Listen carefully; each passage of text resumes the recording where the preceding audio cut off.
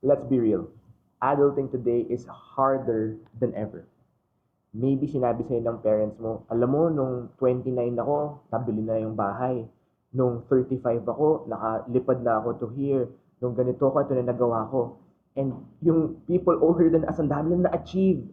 Pero tayo parang hirap na hirap, ang mahal ng mga bagay, ang hirap mahanap ng bahay, and everything is so expensive. And parang ang daming competition. Nung time nila, onti lang competition, but now, grabe yung competition sa generation natin.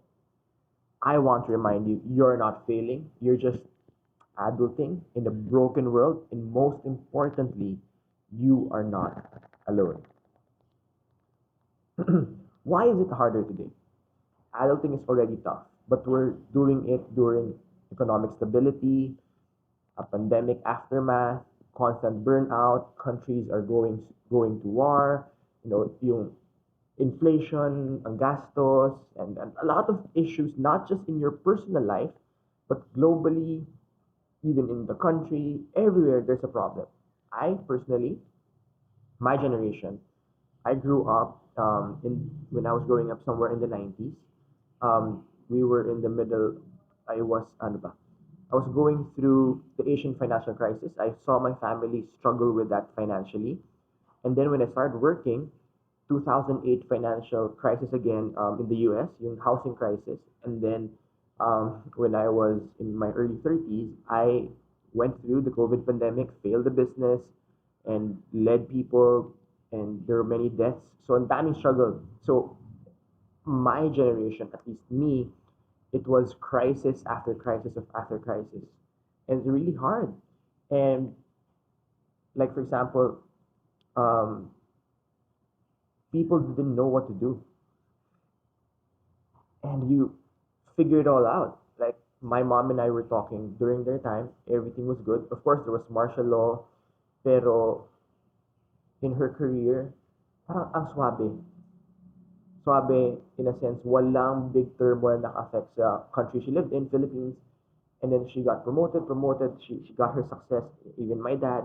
So the only time we saw family struggle financially, na outside of our condition or outside of our control was the Asian financial crisis. But now everything is too unstable and too loud.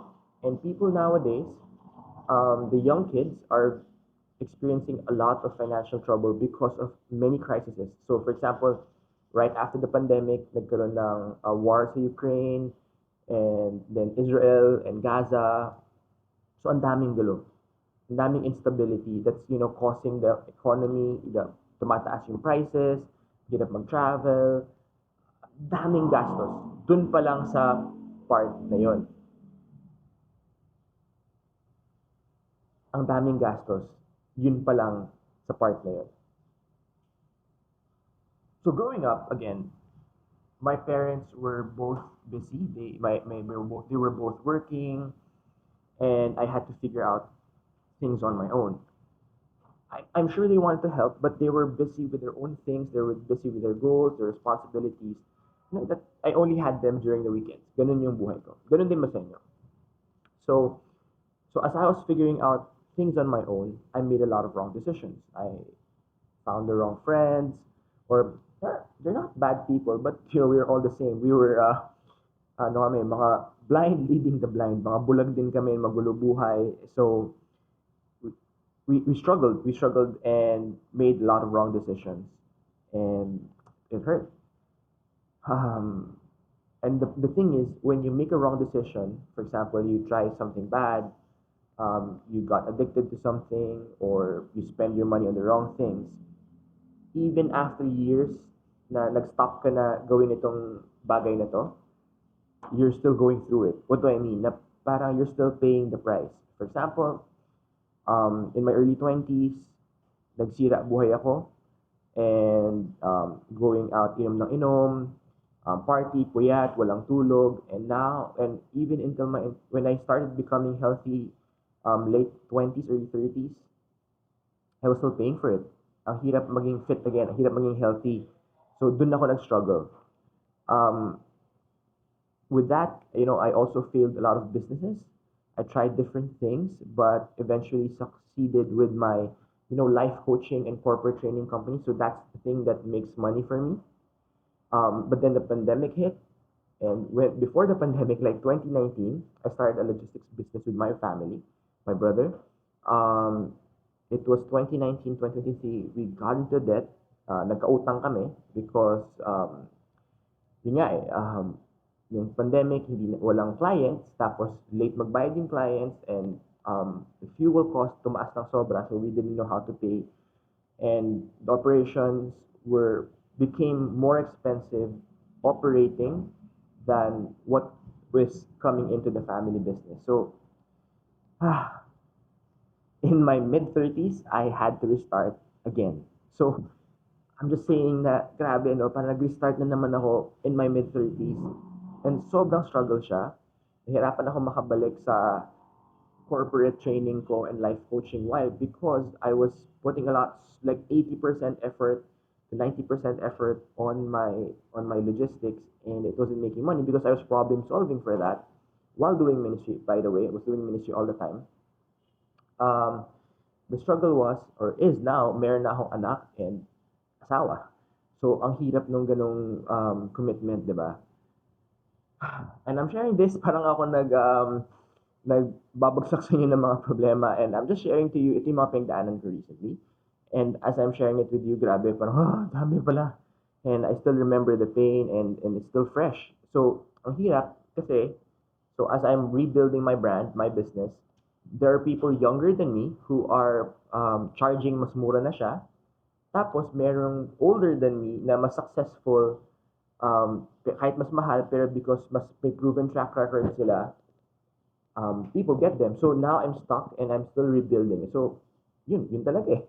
I just have to pay the price of my choice.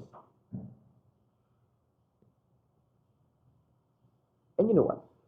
Sometimes it feels like adulting isn't just for yourself, but also for your kids, your partners, your parent, your spouse, your everyone you are around. It's a lot. Because as you grow up, you're also learning at the same time. In life, it's not like school na mag-aaral tayo at mag-exam. No, in life, we take the life exam first and get the learnings after. May pagdadaanan ka muna, and then yung learnings come after what you go through. So with that, what is keeping me grounded? What keeps me grounded right now? Three things: my prayer life, my marriage and family, and my fitness discipline. I work out every morning, except Sundays. It might seem small, but if I win in the first thing in the morning, which is fitness, the next win becomes easier. It gives me rhythm, it gives me strength, it reminds me I'm not powerless. By the way, I pray. The moment I wake up, I pray. But what I do, instead of just do a whole hour of prayer, I because I have growing kids, busy schedule, so I pray in different times of the day. So parang I break it down to like 10 to 15 minutes of prayer within the day, 3 to 5 times. So ganun yung nangyayari sa akin. And it helps me. It gives me rhythm, gives me strength. It reminds me I'm not powerless, but I am empowered by God. God lives in me. I am His. I am made in His image and likeness. And I am loved, and I belong to Jesus. But there is something else that is harming a lot of millennials and Gen Zs right now. And what is it? It's not COVID-19 anymore. It's a new pandemic. It's called distraction. I believe distraction is the new pandemic that is silently hurting us. We're constantly comparing ourselves with other people, scrolling, doom scrolling, overthinking, over hustling, trying to be everything for everyone. We're so anxious about what other people think, what's happening in our life, and how we come across other people, and how we just have to compete. We're always competing with everyone else. And that noise keeps us from hearing God. So what do? We're so busy, we're so tired, and then at night we just scroll and we just do something else to keep us distracted instead of facing the trouble, the pain, whatever we're going through. We just rather be distracted than face the pain that is in our lives. Ouch. Truth is this: God has been calling you every single moment, every single day. He's not far away, tayo ang lumayo. We are the ones running away from Him by distracting ourselves from the source of all truth, all good, and all beauty. Real talk, hindi ka lang nakikinig. Pero okay lang yan. Because God is never tired or doesn't get tired of running after you. Why? Ganun kanya kamahal. Uy, love siya ni Lord. So, God loves you. You're not failing. You're just distracted. St. Augustine said, to know yourself, know God. The more you know God, the more you know yourself. And the more you know yourself, you'll fall in love with God. Why? Because you're created in God's image and likeness. When you seek God first, you begin to understand yourself more deeply. And when you know yourself, you know God more. It's a beautiful cycle. It brings you back to your true identity. As you grow in this, you begin to embrace your gifts, your pace, and your path. Let me talk to you about Luke chapter 24, about the road to Emmaus. In Luke 24, two men were walking to Emmaus, confused, disappointed, unsure. So in the gospel, when you read it, sabi, galing silang Jerusalem and they're going to Emmaus. So what this means is this is a biblical symbolism na, uy, these guys are leaving church. Malamang they lost hope, natalo yung kanilang champion, natalo si God, so they were leaving church. And maybe you're like that person. Have you been trying to leave church or you left church already for whatever reason? What did Jesus do? Jesus walked with them. Jesus listened to them. And Jesus revealed himself to them slowly but surely. He didn't judge their confusion. He stayed with them until the right time where he revealed himself. And with that, I'm telling you, Jesus is staying with you too. In your confusion, in your trouble, in your insecurity, in your pain, Jesus is with you. So, in adulting for Catholics, I'm telling you right now, whether you're adults, I don't know,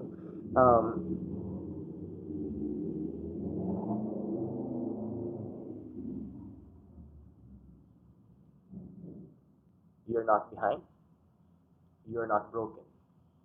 You're still walking, and Jesus is walking with you. So say it with me. Comment down below. I'm still walking. Share this with someone who feels overwhelmed by life. Let's walk together as we learn to adult for Christ. This is Adulting for Catholics. My name is JPaul Hernandez, and thank you for watching and listening to the JPaul Hernandez podcast. See you for the next episode. God bless you, and the best is yet.